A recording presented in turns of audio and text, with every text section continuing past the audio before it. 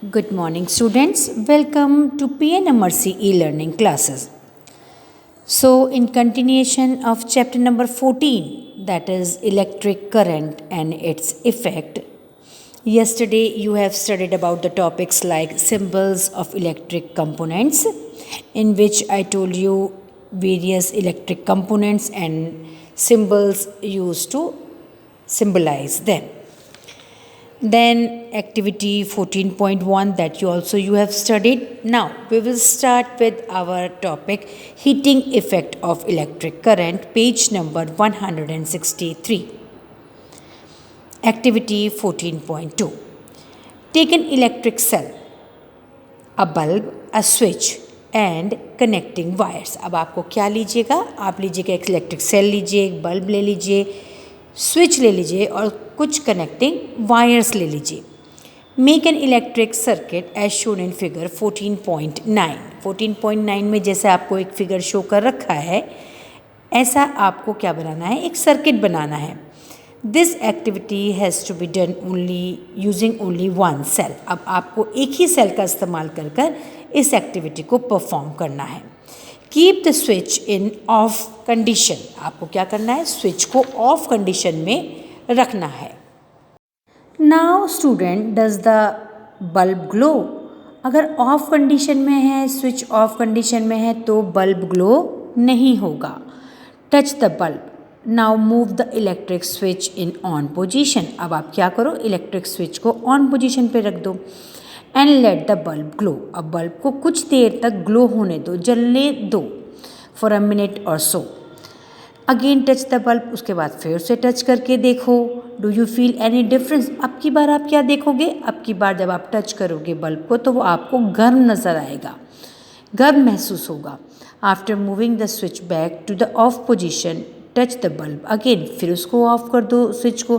फिर क्या होगा, बल्ब आपका फिर से कूल हो जाएगा, ठंडा हो जाएगा.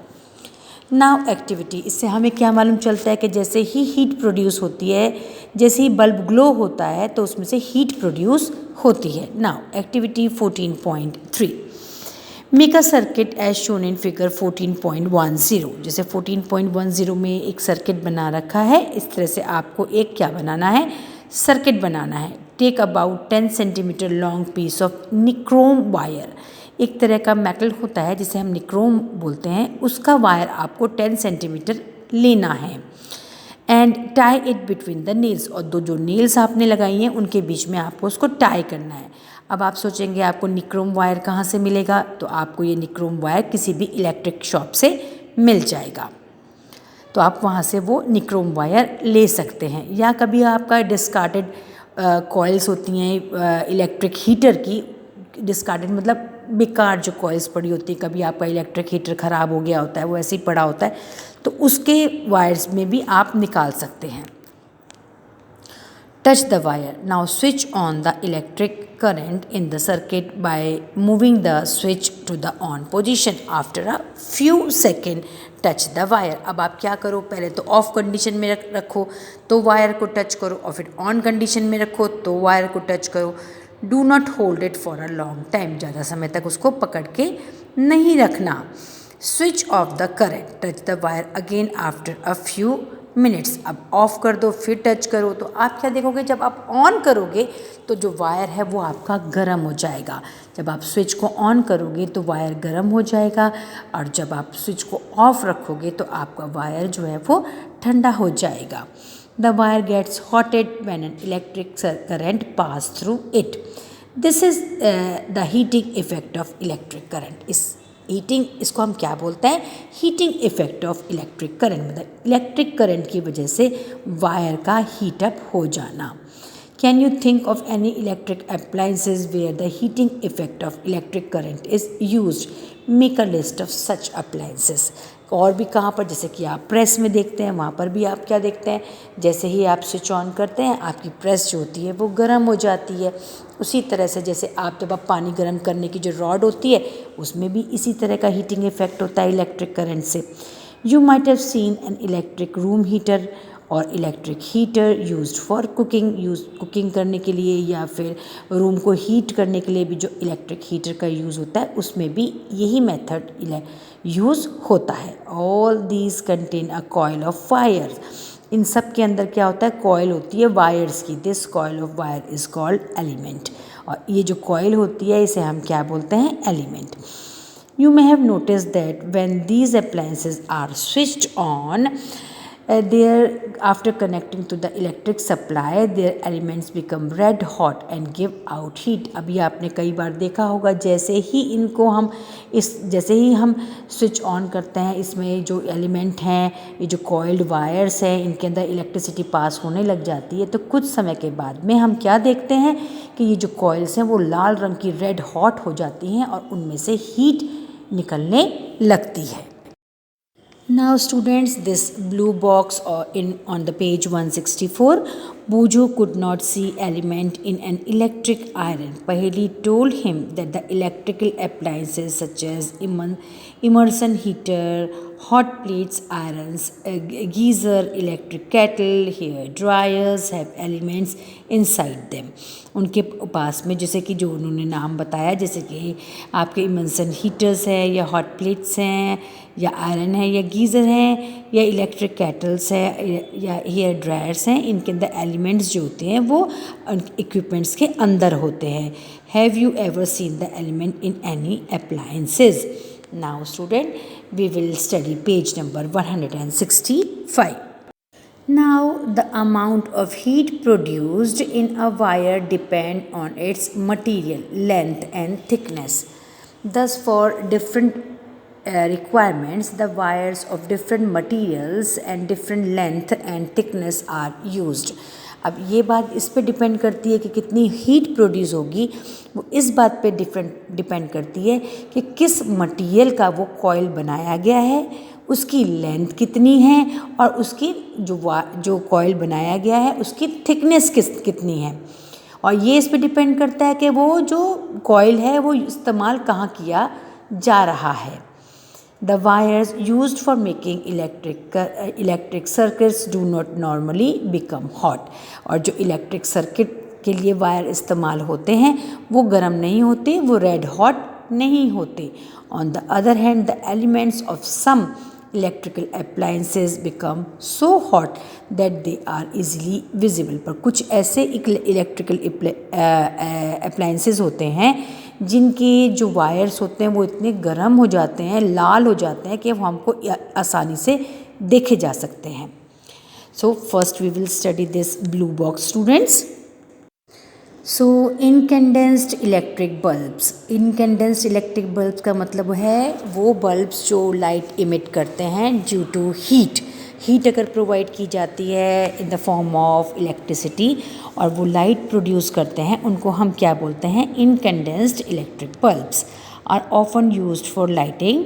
ज़्यादातर वो लाइटिंग के लिए इस्तेमाल किए जाते हैं, but they also give heat. तब वो जलते हैं तो उसके साथ साथ में क्या प्रोड्यूस होती है, लाइट ही नहीं हीट भी प्रोड्यूस होती है। ये तो आपने कितनी बार देखा होगा, जैसे ही आप बल्ब को जलाते हैं फिल्म जो उसका फिलामेंट होता है वो ग्लो करने लग जाता है, लाइट प्रोड्यूस होती है, पर कुछ समय के बाद में बल्ब जो होता है वो गर्म हो जाता है।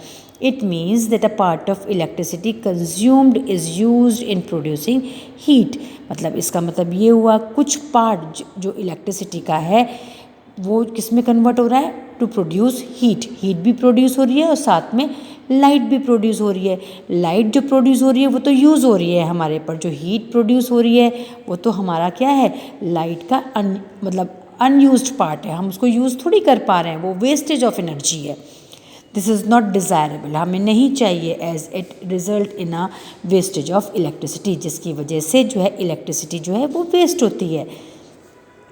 The fluorescent tube lights and compact fluorescent lamps CFLs are better electricity efficient light sources। जो fluorescent ट्यूब लाइट्स होती हैं आजकल इस्तेमाल होती हैं, एकदम पतली होती हैं, and compact fluorescent lamps CFLs जो होते हैं वो ज़्यादा बेटर होते हैं और ज़्यादा लाइट इमिट करते हैं और इलेक्ट्रिसिटी का कंजम्पशन भी उसमें कम होता है। Nowadays, the use of light emitting diodes LED bulbs is increasing. आजकल क्या है, LED बल्ब का जो इस्तेमाल है वो ज़्यादा बढ़ गया है. For producing a given intensity of light, LED bulb consume less electricity as compared to incandescent bulb or fluorescent tube or CFLs. Thus, LED bulbs are much electricity efficient and therefore be preferred. आजकल क्या है, LED bulb का इस्तेमाल ज़्यादा होने लगा है. क्यों? क्योंकि वो जो है इलेक्ट्रिसिटी का कंजम्पशन कम करते हैं और लाइट भी ज़्यादा इमिट करते हैं. किसके मुकाबले में? इनकंडेंसेंट जो आपके बल्ब्स होते हैं उनके मुकाबले में. It is advised to use electrical appliances and gadgets which are electricity efficient. इसलिए जितना हो सके ऐसे appliances का या ऐसे gadgets का इस्तेमाल किया जाए जिसमें इलेक्ट्रिसिटी का कंजम्पशन कम हो. Bureau of Indian Standards, New Delhi, assigns a standard mark on products called ISI mark. ISI mark वाली चीज़ें हमको ख़रीदनी चाहिए. वो क्या होती हैं, आपकी जो है इलेक्ट्रिसिटी का कंजम्पशन उनके अंदर कम होता है. Which is an ensures of conformity of the specification given on a products. बिल्कुल एकदम जो प्रोडक्ट मिलते हैं वो एकदम बहुत अच्छे प्रोडक्ट्स होते हैं जिनकी ड्यूरेबिलिटी भी ज़्यादा होती है, लाइट भी ज़्यादा आपको मिलेगी और साथ में इलेक्ट्रिसिटी का कंजम्पशन भी कम ही होगा. It is therefore suggested to use ISI mark products. So student, an electric bulb get heated to such a high temperature that it starts glowing. If a large current passes through a wire, the wire may become so hot that it may even melt and break. But is it possible for a wire to melt and break? Let us check out. तो कई बार ऐसा भी होता है कि अगर मान लीजिए इलेक्ट्रिसिटी ज़्यादा आ रही हो तो जो है वायर मेल्ट हो जाता है और ब्रेक हो जाता है. क्या ऐसा पॉसिबल है? इसके लिए हम क्या करेंगे, एक एक्टिविटी करेंगे. Activity 14.4. Make a circuit we used for activity 14.3 again. However, replace the cell with a battery of 4 cell. अब आप फिर से एक सर्किट बनाइए, लेकिन अब की बार आप एक सेल का इस्तेमाल मत कीजिए. उसकी जगह अब आप बैटरी का इस्तेमाल कीजिए जिसके अंदर 4 सेल्स लगे हों. Also in place of a nichrome wire, tie a thin strand of steel wool. अब क्या करो आप, अब निक्रोम वायर की जगह आप एक ऐसा थिन वायर लो जो किससे बना हो, स्टील वूल से. The steel wool is commonly used for cleaning utensils and is available in grocery shop. Grocery shop पे आपको स्टील वूल मिल जाएगा, या आप जो बर्तन साफ़ करने का होता है ना उसके अंदर स्टील वूल का इस्तेमाल होता है. If there are any fan in the room, switch them off. अगर आपके रूम में कोई फ़ैन है तो उसको बंद कर दीजिए. Now pass the current through the circuit for some time. और कुछ टाइम के लिए आप सर्किट में करंट पास कीजिए जिसके अंदर बैटरी लगी है. अब सेल नहीं, बैटरी लगी है. Observe the strand of steel wool carefully. अब कुछ देर के बाद आप जो स्ट्रैंड है स्टील वूल से बना हुआ उसको बहुत ध्यान से देखिए. कुछ टाइम के बाद वो थोड़ा गर्म होगा और फिर वो मेल्ट होके टूट जाएगा. Does the strand of a steel wool melt and break? Wire made from some special material melt quickly and break when large electric current is passed through them. इसलिए कुछ ऐसे मेटल्स होते हैं जिनसे बने हुए वायर जो है बहुत जल्दी ही टूट जाते हैं अगर उनके ऊपर इलेक्ट्रिक करंट जो है ज़्यादा पास किया जाए तो. These wire are used for making electric fuses. इसलिए इन वायर का इस्तेमाल हम कहाँ करते हैं, इन वायर का इस्तेमाल हम करते हैं इलेक्ट्रिक फ्यूज़ेस के अंदर.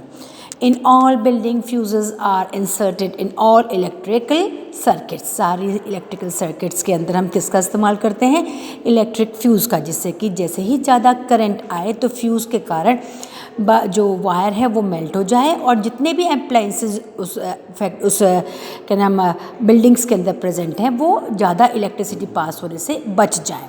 There is a maximum limit on a current which can safely flow through the circuit. If by accident the current exceed this safe limit, the wire they become overheated and may cause fire. अगर ऐसा ना हो तो क्या होगा, wire जो है overheated हो जाएंगे और क्या लग जाएगी, बिल्डिंग में आग भी लग सकती है। If a proper fuse is there in the circuit it will blow off and break the circuit. अगर उसमें प्रॉपरली फ्यूज़ लगा रखा है आपके सर्किट के अंदर तो फ्यूज़ का जो वायर है वो मेल्ट हो जाएगा, ब्रेक हो जाएगा और आपका क्या हो जाएगा, ओपन सर्किट हो जाएगा और फिर आपके जो अप्लायंसेज है या आग जो है बिल्डिंग में नहीं लगेगी। अ fuse is thus a safety device which prevent damage to electric circuits and possible fires. Fuses of different kind are use for different purposes. अलग अलग तरीके फ्यूजेज होते हैं जो अलग अलग जगह पे जिनका इस्तेमाल किया जाता है। As shown in figure 14.14 shows fuses used in our houses. Fuses shown in figure 14.15 are generally used in electrical appliances. We observe the heating effect of the electric circuit and learn how we use it to our advantage. Does the electric current have other fatal effects? इसके बारे में हम कल पढ़ेंगे बच्चों. So this is the end of today's video. We will continue this chapter in our next videos. Up till then, goodbye, thank you and have a nice day.